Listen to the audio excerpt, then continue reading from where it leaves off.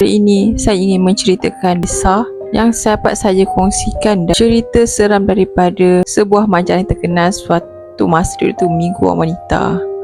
So ini antara cerita yang dapat saya kongsikan. Sebenarnya cerita tersebut adalah cerita kisah benar. Untuk tajuk kali ini ialah Terserempak Roh Mencari Kaki. Suasana di pekarangan hospital sunyi ketika ini. Kalau tadi sebelum pukul 7 petang, suasana memang dia rendah dengan kunjungan pelawat. Ada yang melawat suami, tidak kurang juga yang melawat saudara mara.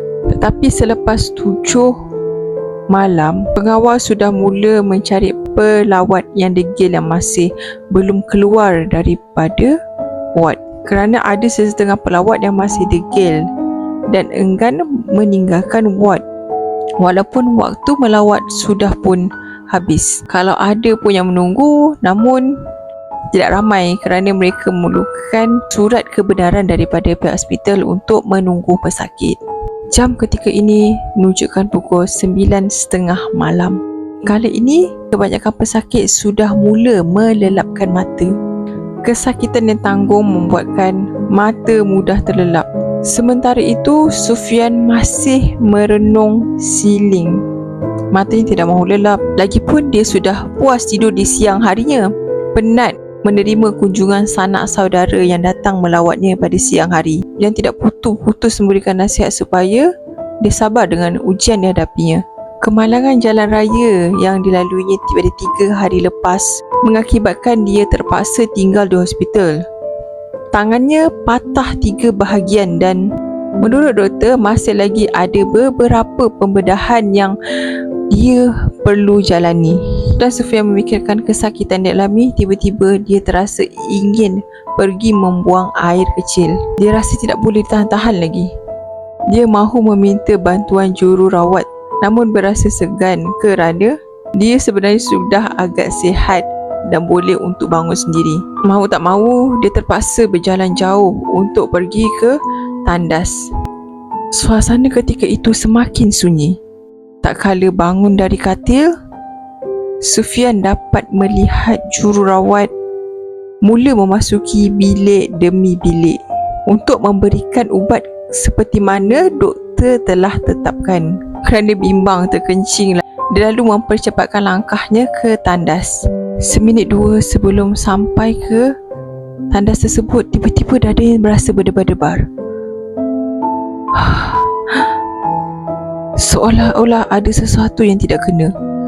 Semakin lama debaran itu semakin terasa dan semakin kuat.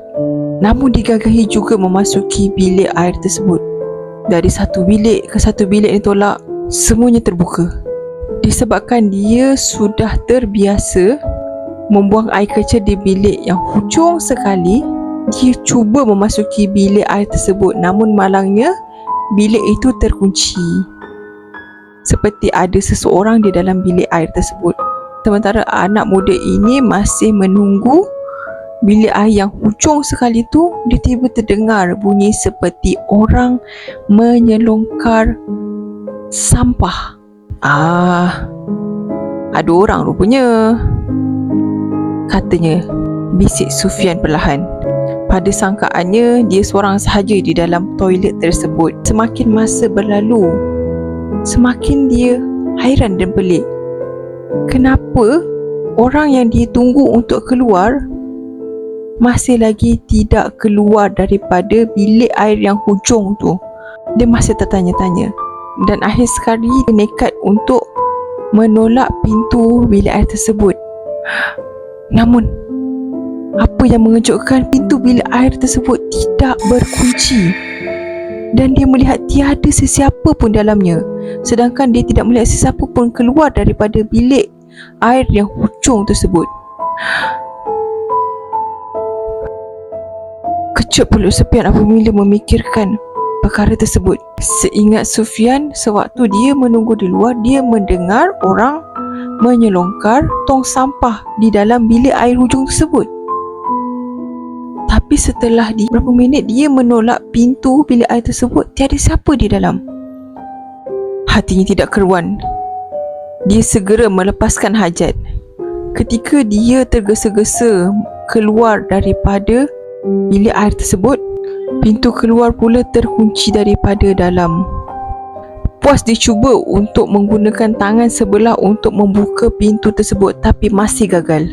Ketika itu juga Sufian ternampak kelibat seorang lelaki dengan lidah yang terjelir, mata yang kemerahan sedang memerhatikan dirinya. Puas dia meminta pertolongan tetapi suaranya langsung tidak keluar. Sufian hampir putus semangat ketika itu. Dia terasa tiba-tiba pandangannya menjadi gelap. Dalam pada itu dia masih cuba untuk membuka pintu bilik air tersebut tetapi masih gagal. Keadaan lelaki itu cuba mengerikan. Lelaki itu cuba menyelongkar tong sampah yang berada di hadapannya. Kelihatan lelaki itu sedang memakan daging merah yang entah dari mana datangnya. Saat itu Sufian jatuh terlepuk dan dia tidak ingat apa-apa yang berlaku. Dia pengsan di dalam bilik air tersebut. Malam itu gempar di kalangan penghuni hospital ketika penghuni lain melihat Sufian pengsan di dalam bilik air. Mata Sufian seakan terbeliak dan memandang sesuatu. Seorang ustaz dipanggil untuk menenangkan Sufian ketika itu meracau-racau, menyebut sesuatu dalam bahasa Cina. Setelah dipulihkan, Sufian mendengar cerita daripada jururawat hospital tersebut. Setelah dipulihkan selama seminggu, Sufian mendapat cerita daripada jururawat yang bertugas. Seorang lelaki asing telah menggantung diri di hospital tersebut kerana tidak tahan dengan tekanan kenyataan bahawa kakinya telah dipotong akibat kemalangan. Kononnya kerana itu dia cuba untuk menyelongkar tong sampah untuk mencari kakinya. Sebenarnya bukan sahaja Sufian yang pernah terkena kejadian ini, tapi dirinya sendiri iaitu jururawat itu pernah melalui pengalaman yang sama. Bagi Sufian cukup itu adalah pengalaman pertama dan terakhir kerana dia amat serik. Jadi itu saja kisah pada kali ini.